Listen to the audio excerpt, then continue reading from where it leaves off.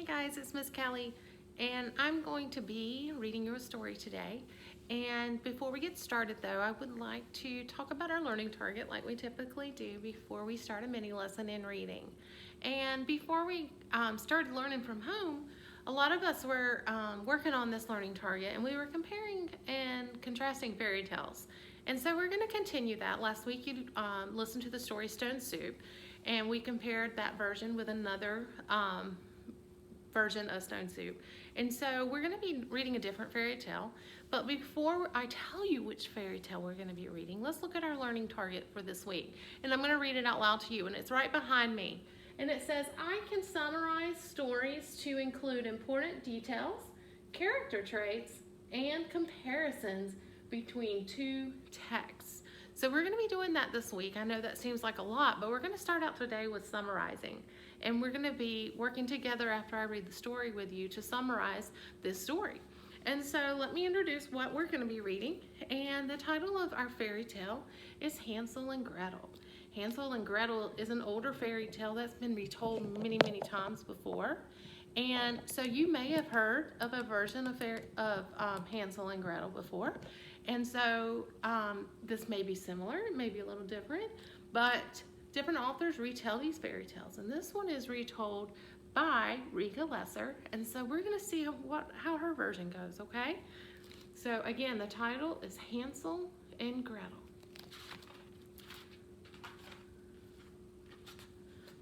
At the edge of the great forest, there once lived a poor woodcutter. He could scarcely manage to feed his wife and his two children, Hansel and Gretel, and this made him miserable. The day came when there was nothing left to eat in their house but one loaf of bread, and he grew terribly anxious. So he's really nervous about not having any food, which he should be.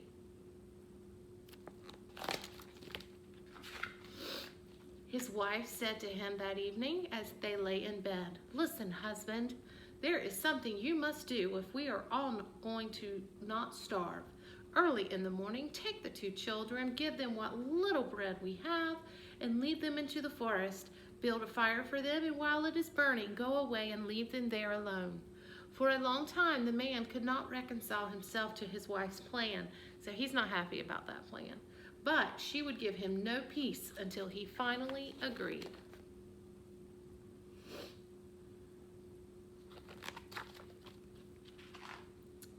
The children had heard everything their mother had said, and Gretel began to cry. "Hush, Hansel," he whispered. "It will be all right. I have an idea." Then he got up as quietly as he could, put on his jacket, and went outside. White pebbles on the ground glistened in the moonlight. Hansel carefully gathered them up and stuffed the pocket of his jacket with as many as he could get in. Then he went back inside, lay down beside his sister, and fell asleep. So he's obviously got a plan for those pebbles. I wonder what he's gonna do with them. Remember, they glisten in the moonlight. Early in the morning, before the sun had risen, the parents came and awakened the children. To each one they gave a little piece of bread. Gretel took both pieces and put them under her apron because her brother's pockets was filled with pebbles. Then they all set out on the path into the forest. While they were walking along, Hansel often stood still and peered back at their house. His father said, "Why are you always stopping to look back?" I wonder what he's doing. "Oh," Hansel replied, "I am looking at my white kitten who is sitting on the roof and wants to say goodbye to me." Secretly, however, each time he gazed back, Hansel dropped one of the small white pebbles in the path. So he's really not looking at his kitten. The boy's mother said, "Just get going. That's not your kitten.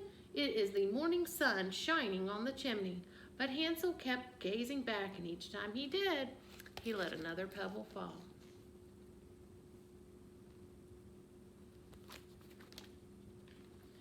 And so they went on, walking a long time until they were in the midst of the green forest. There they stopped and gathered firewood. Their father lit a huge fire, and when it was burning brightly, their mother said, "Rest a while now, children. Your father and I are going off to cut wood. Wait here by the fire until we come back." Do you think they're coming back? Probably not.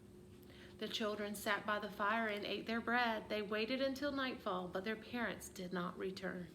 When it grew very dark, Gretel began to cry. But Hansel said to her, "Wait just a little longer until the moon is up." I wonder why they need to wait until the moon is up.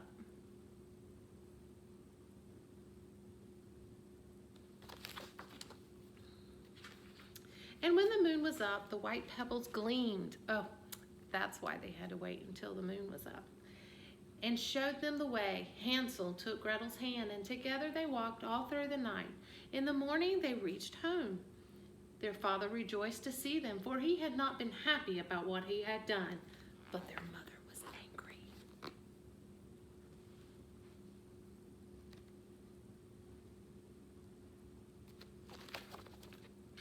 So, not long after again, there was almost nothing to eat in the house. And again, after going to bed, the children heard their mother tell their father that he must take them into the forest deeper than they had gone before. And again, Gretel began to cry. And again, Hansel got up very quietly to go out and gather pebbles. But when he got to the door, his mother had locked it. Hansel too grew sad, and he could not comfort his sister. Now Hansel doesn't know what he's going to do. Early in the morning before daybreak, they all got up, and each of the children was given a small piece of bread. And as they walked along, Hansel often paused and gazed back. His father asked, "My boy, why are you always stopping and peering back at the house?" So he's always looking back at the house, and he's looking again this time, just like he did before. "Oh," answered Hansel, "I am looking at my little pigeon, who is perched on the roof and wants to say goodbye to me." Secretly, however, he had crumbled up his bit of bread, and each time he turned around, he would drop a crumb on the path. Do you think that's a good idea? Probably not, but we're going to see. His mother said, "Just keep going. That is not your little pigeon. It is the morning sun striking the chimney." But Hansel kept glancing back, and each time he did, he dropped another crumb. And when they had come even deeper into the forest to where it was thickest, they stopped. Their father built a huge fire. Their mother told them to rest and wait while they went off to chop wood. As they sat by the fire, Gretel gave half of her bread to Hansel, for her brother had strewn all of his along the path. They waited until evening, but no one came to fetch for them. So they're stuck in the woods again. When it grew very dark and the moon rose, Hansel looked for the breadcrumbs, but they were gone. Why do you think they were gone? I think something ate it too. The thousands of woodland birds had pecked them up and eaten them. Hansel still meant to find the way home, and he pulled Gretel along after him. They walked all through the night and all the next day, but they were lost in the great forest. So they still want to get home. That's their main goal, is to get home. On the third day, chilled and hungry, they came upon a little house that was built out of bread. Its roof was made of pancakes, and its window panes of sugar candy. That sounds yummy. The children were so happy to see it that they ran up to it. Hansel to the spongy roof and Gretel to the sparkling panes on the window. And they ate greedily. Hansel was devouring, and that means really eating like he hadn't eaten in days, a huge chunk of the roof, and Gretel was pushing out yet another window pane. When they heard a thin voice call out from inside, "Nibble, nibble, nibble, who gnaws my house to rubble?" The children were so frightened that they let fall what they had in their hands.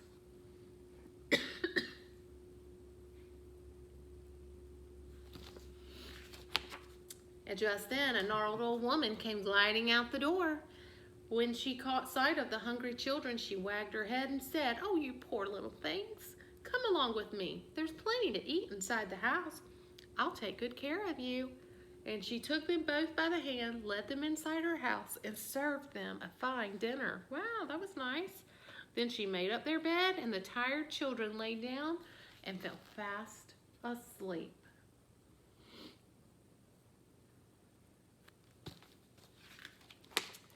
The next morning, before Hansel and Gretel were awake, the old woman crept up to their bedside. I wonder what she's going to do. and she watched the two of them sleeping so sweetly. She thought to herself, now, there's a tasty morsel for me. And she lifted Hansel up and carried him outside and locked him in a little stall like a piglet. Then she went back inside and shook Gretel awake, yelling, get up, you lazy girl.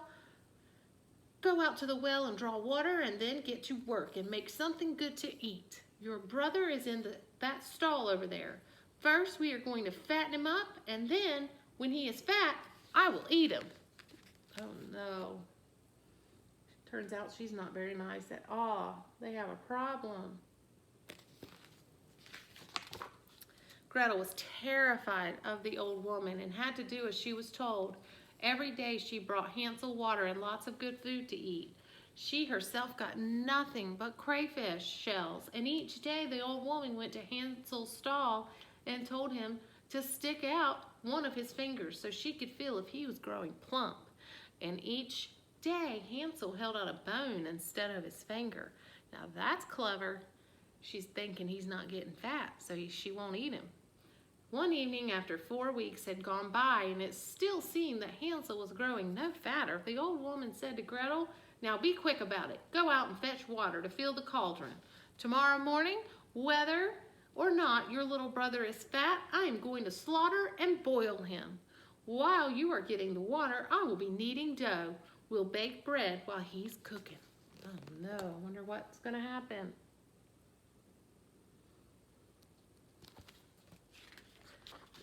Early in the morning, when Gretel got up to light a fire under the cauldron full of water, the bread was already in the oven. Oh no. And when the old lady called out to Gretel, come over here right now. It smells as if the bread will soon be done. My eyes are weak. I want you to look and see if the bread is turning a golden brown. If you can't see in far enough, then get on this board and I'll push you in. Oh, she better not do that. There's plenty of room in the oven. Once you're inside, you can take a good look. Now, the old woman really meant to leave Gretel in the oven to roast, but Gretel could tell what the woman had in mind, because Gretel is clever, and said to her, I am not quite sure how to go about it. Could you show me? If you get on the board, I'll push you in.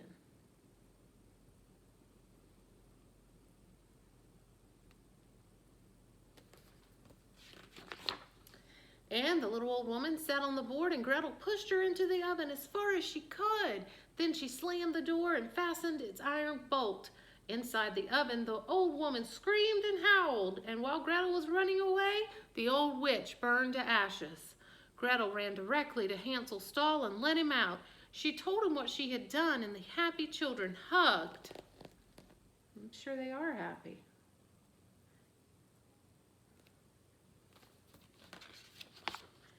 One last time, they went back inside the witch's house. Everywhere they looked were precious gems and sparkling jewels. They took all they could carry with them and set off for home.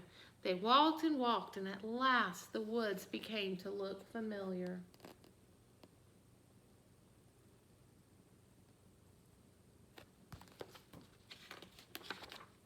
When they arrived home, their father wept with joy. I'm sure he's very happy to see them. Their mother had died, he told them. Every day that they were gone had been filled with sadness. Now they emptied their pockets of the glittering jewels, and the woodcutter and his children lived happily and prospered to the end of their days. So before we start our activity, we've talked a lot about in the past elements of a fairy tale. So what are some elements in the story that make this a fairy tale? Turn to somebody close and tell them. And if there's no one close, just think about something. So maybe you thought, oh, they lived happily ever after. That's an element of a fairy tale. Maybe you thought, oh, there was some good characters such as Hansel and Gretel, but then there was also a bad character like the little old woman who lived in the house. So there are some elements that you can think of that are a fairy tale in the story, and there's more, but we're going to move now to our reading activity. So if you are using your Write About Reading journal, get that out with a pencil. If you're following along with the paper activity, if you printed that out, it's the Recount a Story. And so get that out with your pencil. But either is fine, no matter which one you are using. And so we're going to look at Miss Kelly's anchor chart. And I'm going to show you the anchor chart that we are going to be using today in our lesson. And so we're going to be recounting the story. And when you do that in a summary, do you list every little detail? No, absolutely not. You do not. You're only looking for the big important details, okay? So if you look at the top, either of my anchor chart or on your worksheet, you're going to see the first question is, what does the character want? Now, before we talk about what the character wants, if you are writing on notebook paper, go ahead and write the title of our story so you don't get confused.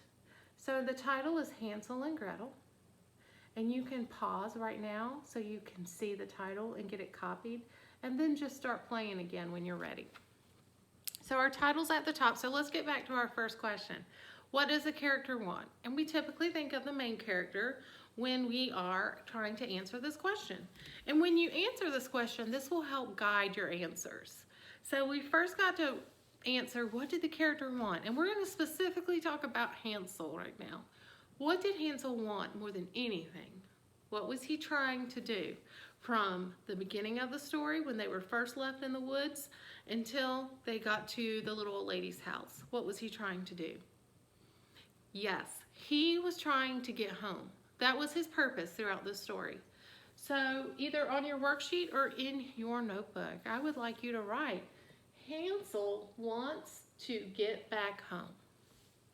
And throughout our activity, I'm going to keep going, but you can pause the video so that you can write your answers. And then when you're ready to begin the next part, just click play and keep going with us, okay? So now we know what the character wanted. We need to look at what first happened in the story. Now there were several things that happened, but what was the most important detail at the very beginning?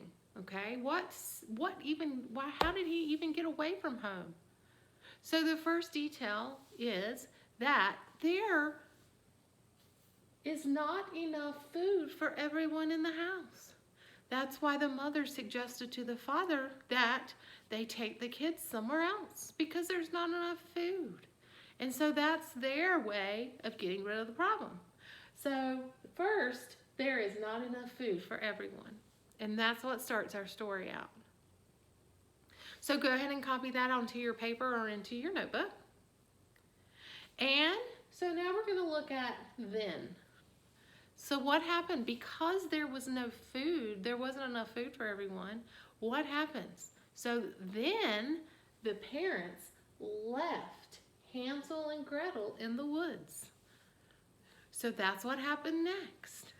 So there wasn't enough food for everyone. Then Hansel and Gretel's parents left them in the forest.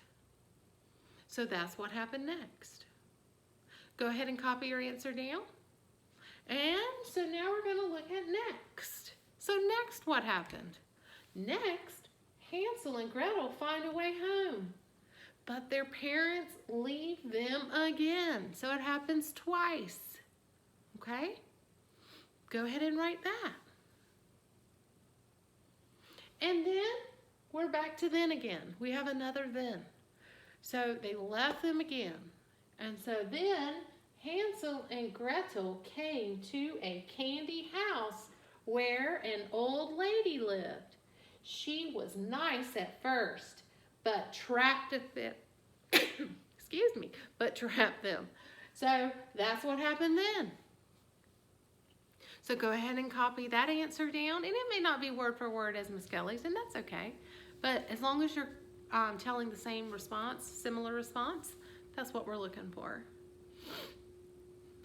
And then finally, at the end of the story, Gretel pushed the old lady in the oven. Hansel and Gretel took her jewels and ran home. They were rich and lived happily ever after. So always asking yourself when you recount a story, what does the character want? That will help you as a reader, guide you throughout the story. Notice we told all the important details, but we didn't tell every single detail. This gives someone enough information to go, ooh, I want to read that more. But it also tells me that you remembered and you were able to recount this fairy tale of Hansel and Gretel. Well, I hope you enjoyed our story. I'll be back tomorrow to do another lesson on this story. Remember, you can go back and listen to this video as many times as you need to help you finish your response in your journal, okay? So Miss Kelly's gonna sign off now, and I've had a helper with me. So I'm gonna let you see my Cody dog. He's asleep. So me and Cody are going to log off for now, and we will see you tomorrow. Bye, guys.